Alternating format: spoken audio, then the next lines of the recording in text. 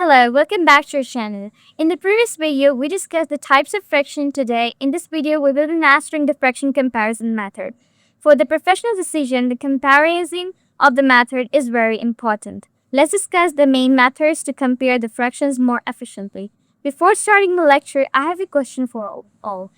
Which fraction is larger, 3 by 4 or 5 by 8? If your answer is 5 by 8, you are incorrect. Let's discuss it one. The first method of comparison is the common denominator. If your fraction has the same denominator, then you have to only compare the numerator. Let's take an example of 3 and 5 numerators. 5 is greater, so the fraction 5 by 7 is greater than 3 by 7. Let's move on to the next method. If your fractions have the different denominator, then in this method, you have to simply multiply only the one fraction with a certain number so that the equivalent fraction have the same denominator as the second fraction. For example, 5 by 4, if I multiply 5 by 4 by 2, I got the 6 by 8. 8 is the common denominator. Then you have to compare the numerators like that, and you will get the 3 by 4 is greater. The second method, the cross multiplication. In the cross multiplication, the fraction should have them different denominators. For this purpose, you have to multiply the numerator with the denominator of the second fraction. Similarly, the numerator of the second fraction should be multiplied with the denominator of the first fraction.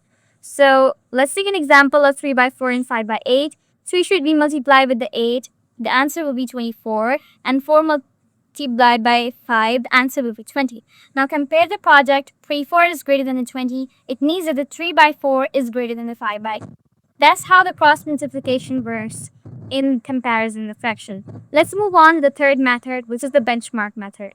In the benchmark method, you have to use the number line. In the number line, if you have the three fractions, you have to convert them into the decimal point, 5 by 8 and 3 by 4. The benchmark will be 1 by 2. It should also be converted to decimal point. The three fractions should be compared in the decimal form. And after comparison, you have to compare with the one whole. As with the given example, 3 by 4 is more closer to the 1. It means that the 3 by 4 is greater than the 5 by 8. Okay, let's apply the daily life example. Supplier A in a bid document has a pricing offer 3 by 4 of the market price, $75 per 100. And the supplier B has a 5 by 8 of the market price, $62.5 per $100. If I convert them into the percentage form, then the 3 by 4 is greater than the 5 by 8 by comparing them. Before moving forward, understand the denominator size. Be aware that the larger denominator doesn't mean that the larger fraction. It means that it is the smaller fraction. Let's discuss it with a tire chart. 1 by 2 is greater than 1 by 8 because of its pieces. Okay, you can now order the fractions by using these fractions or methods.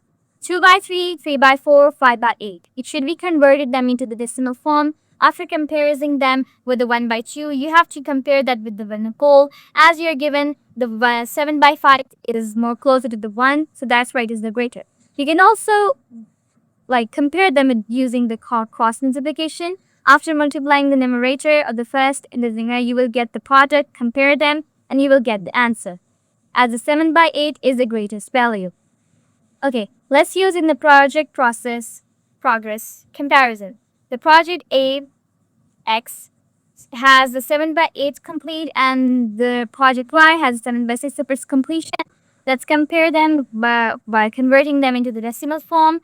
As the 7 by 8 has the 37.5, which is the greater. You can also compare them with the cross multiplication by multiplying the numerator of the first fraction with the denominator of the second fraction. After comparing that product, you will note that the 7 by 8 is more greater than the 5 by 6. It means that the 7 by 8 is almost completed project. Okay, let's move on to the next slide, which is this common mistakes. Avoid comparing the fraction without finding common denominators or cross multiplying. For example, you don't have to compare directly the numerators for 2 by 3 and 3 by 4. First of all, you have to have the calculations in order to get the common denominator.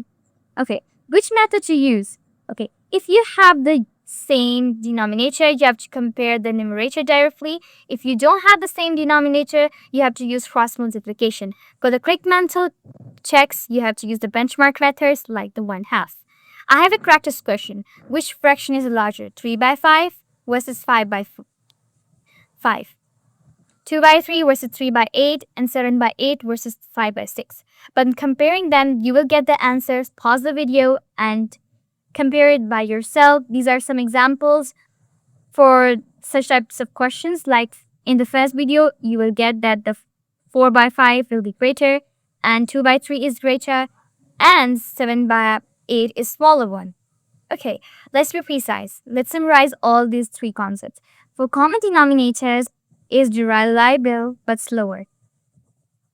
Multiplication is the fastest and versatile, and the benchmark fraction helps the quick estimate. Faster these methods for the quick decisions.